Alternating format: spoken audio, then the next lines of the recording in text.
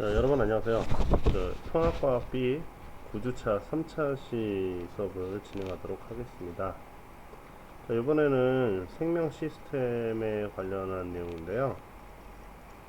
먼저 생명 시스템이란 가장 기본이 되는 단위는 결국엔 생물체를 구성하는 가장 기본이 되는 단위인 세포가 되겠죠. 기본 단위는 세포이며, 세포가 모여서 조직, 그 다음에 기관 같은 것을 구성을 하게 됩니다. 구성 요소들이 이제 유기적으로 조직되어 상호작용을 하면서 생명 활동을 수행하게 되겠습니다.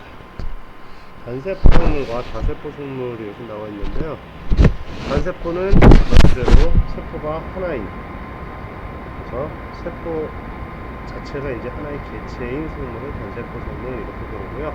다세포 생물은 세포가 여러 개, 수많은 세포로 이루어진 생물을 다세포 생물 이렇게 부릅니다. 다세포 생물은 가장 기본이 되는 세포가 모여서 조직이 모여서 기관, 그 다음에 여러 기관으로 모여서 하나의 개체를 구성을 하게 됩니다. 먼저 세포를 보게 되면요, 생물체를 구성하는 구조적, 기능적 기본 단위가 된다 이렇게 볼 수가 있고요. 세포의 예로는 많이 있겠지만 상피세포, 근육세포, 신경세포, 적혈구, 백혈구, 표피세포, 체관, 여기세포 등이 있겠습니다. 그 다음에 조직이, 이 세포가 모여서 조직이 되는데, 조직은 형태와 기능이 비슷한 세포들의 모임을 조직 이렇게 불러줍니다. 동물에서 조직은 상피조직, 결합조직, 근육조직, 신경조직 등이 있고, 식물에서 조직은 분열조직, 표피조직, 인건, 체관 등이 있겠습니다. 그 다음에 이거보다 조금 더 위에 기관이 있게 되는데요. 기관은 여러 조직이 모여 공연 형태와 기능을 나타내는 것으로 동물 같은 경우 심장, 위, 간 이런 것들이 있고, 식물은 잎, 줄기, 뿌리, 꽃 등이 다 이런 기관에 속한다 볼 수 있습니다. 다음에 이 여러 기관들이 모여서 하나의 개체를 구성하는데, 여러 기관이 모여 독립된 구조와 기능을 가지고 생명 활동을 하는 시스템으로서 하나의 독립된 생명체를 개체다 이렇게 볼 수 있습니다. 하나의 생명체, 우리가 이제 생각할 수 있는 그런 생명체가 되겠습니다. 그러면 먼저 식물의 구성 단계를 보겠습니다. 식물체의 구성 단계는 세포, 조직, 그 다음에 조직계, 기관, 개체 순이 되겠습니다. 그래서 여기서 보게 되면 특이한 게 조직계가 있죠. 조직계는 식물에만 있는 구성 단위로 몇 가지 이제 성질이 다른 조직들이 모여서 통합적으로 기능을 수행한다 이렇게 말할 수 있습니다. 조직계는 표피 조직계, 기본 조직계, 단단화 조직계 이렇게 있다 기억하시면 될 것 같습니다. 그래서 이 구성 단계 잘 기억해 주시면 될 것 같고요. 그러면 아까 조직계는 식물에만 있다고 했으니까 동물에서는 이제 조직계가 없죠. 동물체는 세포, 조직, 기관, 기관계, 개체 순으로 이렇게 구성된다 이렇게 볼 수 있고요. 동물에서는 이제 기관계가 있죠. 식물에서는 조직계였고, 동물에만 있는 구성 단위로 여러 기관이 모여 일관된 작용을 하는 그런 기관들의 모임이 되겠죠. 그래서 소화계, 순환계, 호흡계, 배설계, 신경계, 내분기계, 생식계, 면역계 등이 있다 이렇게 알아두시면 될 것 같습니다. 가장 중요한 건 가장 기본이 되는 세포로부터 개체를 구성할 때까지 여러 단계가 있는데, 식물체랑 동물체에서 나타나는 단계의 특징이 다르다 이런 것들을 잘 기억하시면 될 것 같습니다.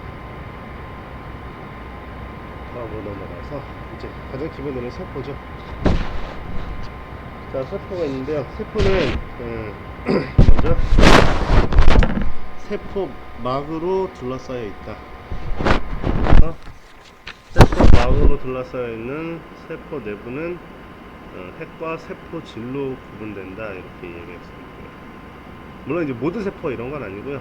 진핵 세포 같은 경우는 핵과 세포질로 나눠진다고 볼 수 있지만, 원핵 같은 경우는 핵과 세포 이렇게 구분을 못하죠. 원핵 같은 경우는 이건 책에 놓인 진핵에 대한 내용이죠. 세포막으로 둘러싸여 있는 세포 내부는 그래서 핵과 세포질로 구성되어 있으며, 세포질에는 다양한 소기관들이 있죠. 세포 소기관들이 있게 되고 여러 가지 생명 현상이 일어나게 된다. 자, 이제 그 내용을 보겠습니다. 먼저 세포 소기관에 가장 처음에 나오는 게 핵이죠. 핵. 빈칸들을 빨간색으로 해놨으니까 한번 확인하시고요. 먼저 핵은 중요한데요. 세포에 뭘 조절하냐, 생명 활동을 조절하는 중추가 된다. 머리가 되는 거죠, 머리. 핵 속에 유전 물질인 DNA가 있다. DNA. 그 다음에 이제 핵 안에 이제 인, 핵공, 염색사 이런 것들이 있게 되는데요. 자, 인 같은 경우는 핵 안에서도 이제 뭐라고 그러냐, 염색된 핵에서 가장 뚜렷하게 보이는 염색이 잘 되는 부분을 갖다가 인이라고 불러줍니다. 여기 인에서 무슨 역할을 하냐, 리보솜의 구성 성분인 rRNA를 갖다 만들고, 그 다음에 rRNA와 세포질로부터 유입된 단백질들이 복합체를 이루어서 리보솜 단위실 조립을 하는 것이 그래서 인에서 일어난다, 이렇게 이해할 수 있습니다. 다음에 두 번째 핵구멍은요, 핵구멍은 말 그대로 구멍이에요. 그냥 핵에 있는 구멍. 그래서 통로가 되겠죠. 다음에 염색사. 염색사는 염색체 이제 실처럼 이렇게 있는 건데요. DNA가 히스톤 단백질을 이렇게 감고 있는 형태가 된다. 아마 이렇게 배웠을 겁니다.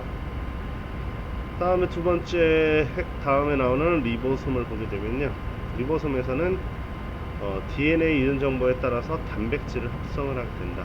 단백질을 합성하는 것이 리보솜이다. 다음에 소포체. 소포체는 리보솜에서 합성된 단백질 등 빈칸이죠, 빨간색이. 세포 내 물질의 이동 및 합성하는 장소로 쓰이는 게 소포체이다.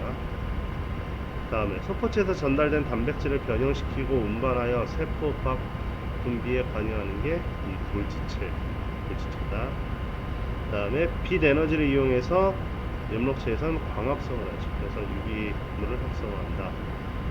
특징을 보게 되면 염록체는 내막과 외막의 이중막 구조로 되어 있다. 그 다음에 미토콘드리아. 미토콘드리아는 세포 호흡이 일어나는 장소이며 이제 에너지 만드는 것이죠.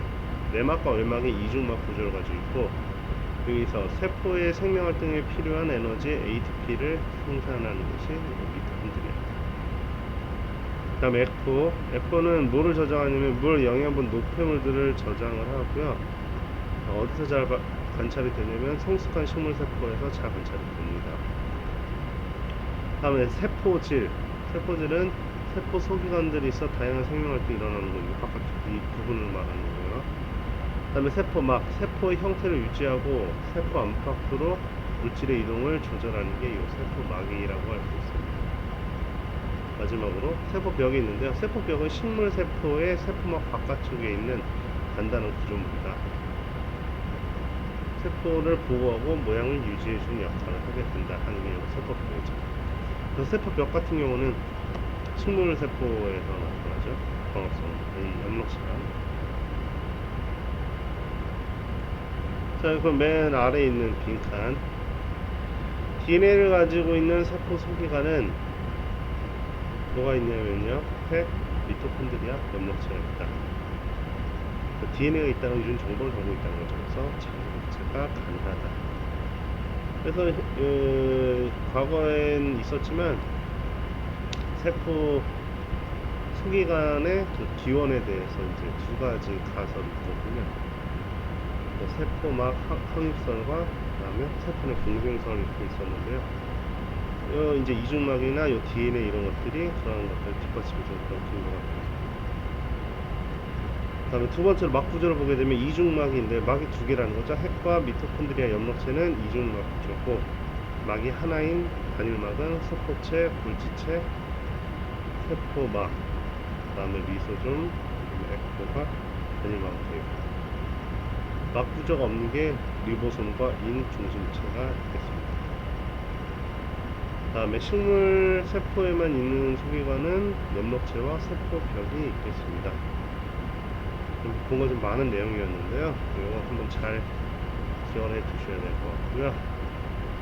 마지막으로 과제를 좀 내드리면요. 동물체의 구성 단계와 식물체의 구성 단계의 차이점. 아까 뭐 세포로부터 어디까지 개체까지 있었죠. 그 차이점을 비교해서 오늘 수업한 내용이니까 교습에 올려주시면 될 것 같습니다. 수고하셨습니다.